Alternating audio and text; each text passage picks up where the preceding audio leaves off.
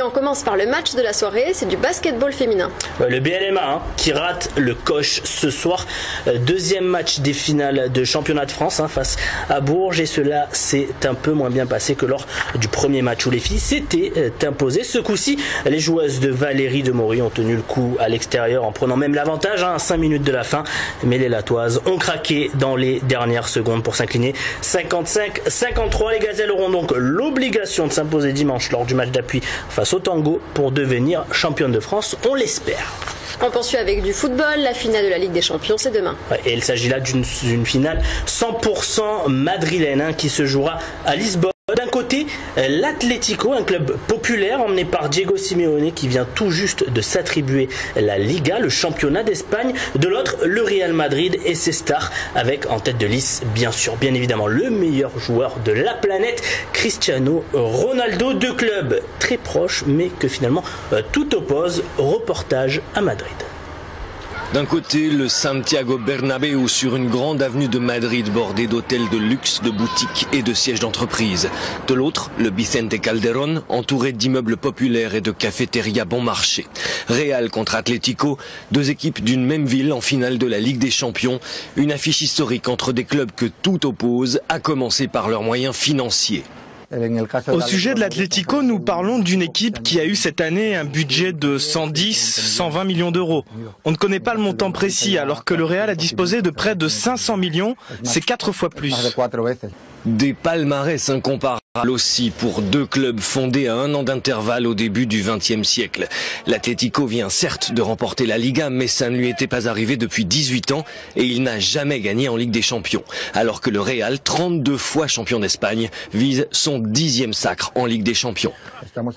C'est ni plus ni moins un porte-avions qui attaque un catamaran. Donc ça va être bien parce que c'est le collectif contre les individualités. C'est le cœur contre le talent. Ça va être une opposition très intéressante.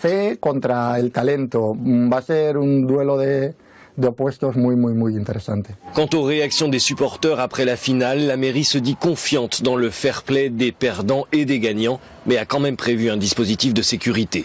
C'est toute une ville et tout un pays qui vont vibrer le temps d'une rencontre choc qui divise jusqu'à la famille royale. Le roi Juan Carlos suit régulièrement le Real. Le prince héritier Felipe, lui, assiste au match de l'Atlético. Donc on a les pronostics de la famille royale et les votes. Priscilla, Atlético ou Real? Le Real. Débuteur? Aucune idée. Voilà, ça se mouille pas, ça se mouille pas. Mais moi je vais mouiller avec Cristiano Ronaldo, Gareth Bale, 2-0 pour le Real Madrid qui va s'attribuer presque une 20e Ligue des Champions. Et ça c'est assez magnifique et c'est assez rare dans le monde du football. C'est un des meilleurs clubs au monde. Et on reste sur le terrain de l'Europe avec du rugby cette fois. Ouais, je sais que vous appréciez particulièrement ce sport et cette équipe. Là il s'agit de H-Cup. Le RC Toulon jouera à Cardiff face aux Saracens de Watford. Maintenant cette finale, les Toulonnais champions en titre qui vont donc essayer de doubler la mise. Et là il faudra compter sur Jonny Wilkinson. Il vous plaît Jonny? Il plaît à tout le monde, c'est le meilleur. C'est l'un des meilleurs joueurs de la planète et ce sera là l'une de ces dernières sous le maillot toulonnais avant la finale du top 14 face au Racing Métro. Ça ce sera un petit peu plus tard on va espérer que le pilou résonne après le coup de sifflet final demain au Millennium Stadium de Cardiff. Et je peux même vous dire qu'il aura 35 ans dimanche. Il aura 35 ans dimanche. Oui, ça sera son anniversaire. Vous êtes invité? A priori, je pense pas, mais on sait jamais. Alors ça on va peut lui passer changer. un petit coup de fil, on va essayer de vous faire inviter. Et un mot de tennis puisqu'on connaît le tirage de Roland Garros. Les internationaux de France qui démarrent ce lundi à la porte d'Auteuil et les Français ont pour la plupart obtenu un tirage assez compliqué. Au moins un duel fratricide au premier tour entre Jo-Wilfried Tsonga qui retrouvera Édouard Roger Varslin qu'il avait difficilement battu il y a quelques semaines à Madrid. Le Biterrois Richard Gasquet, l'homme du Sud, a le droit à un choc face à l'Autrichien Bernard Tomic. Liodra hérite de l'Espagnol Fernando Verdasco. Chez les filles, Alizé Lim est opposée au premier tour à Serena Williams, sa numéro 1 mondiale. Caroline Garcia affrontera Ana Ivanovic, la joueuse la plus belle du circuit. Ça, je tiens à le signaler. Voilà, c'est Ana Ivanovic. Et Kristina Mladenovic, elle jouera la chinoise Lina, récente vainqueur de Roland Garros. Bref, que du lourd pour les locaux. Ça va être très compliqué cette année. Et on relâche la pression maintenant? Et oui, on part faire du décrassage et on partira du côté du centre Robert Louis Dreyfus pour admirer à l'initiative des salariés de l'OM, que l'on salue. D'ailleurs, un petit tour par le Brésil avec du beach soccer. On partira en immersion avec Roger Federer sur les cours et on terminera avec de la NBA et les Heat de Miami qui apprennent à voler à l'un des joueurs des Indiana Pacers. Le tout préparé par Charlotte Palot, l'inénarrable, Palot, Mario de la Vega. Et d'ailleurs, si Roger Federer nous entend, il peut nous envoyer son numéro, elle est intéressée. Et on commence ce décrassage avec un moment d'amour offert par les salariés de l'OM au capitaine blessé, Steve Mandanda. Steve, on espère que ça te va droit au cœur.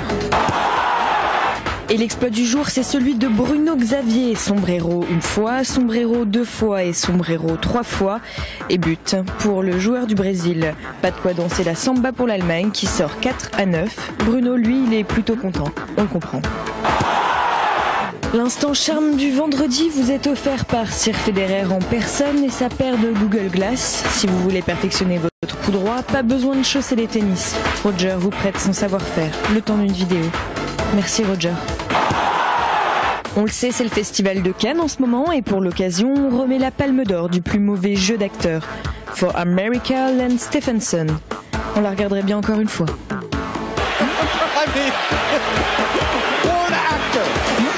Voilà, et à noter, puisqu'on a un petit peu de temps, pour une fois on parle de NBA et moi ça me fait très plaisir. Vous allez le voir, encore un pronostic de ma part, je sais qu'Henri adore ça, c'est encore les Miami Heat de Miami, donc les Heat, qui vont s'imposer, qui vont remporter ce championnat de NBA face aux Spurs de Tony Parker, qui ne valent plus rien cette saison. C'est bien, merci pour votre avis, le reste Rudy. Je vous en prie Priscilla.